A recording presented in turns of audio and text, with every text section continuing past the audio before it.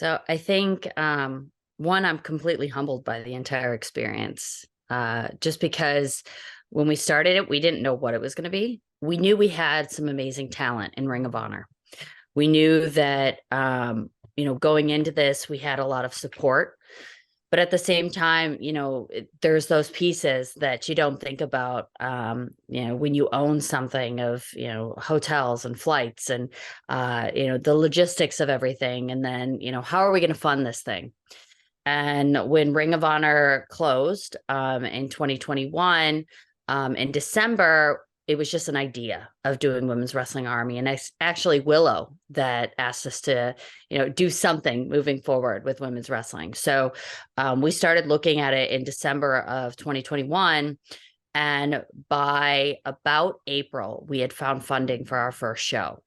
And that was through brandarmy.com, which is kind of like Patreon. And so we were able to put together that show, and it was literally a shoestring budget. It was just, throwing everything together. And then we had the opportunity with Pro Wrestling TV.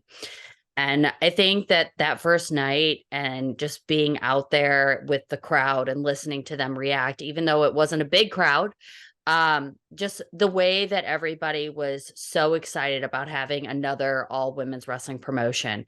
It's like, okay, we need to continue this no matter what. We got to figure out how we're going to continue this. And now looking at it a year later, we still have the same problems, I guess. Mm. Um, but we also have the same the same benefits, the same positives.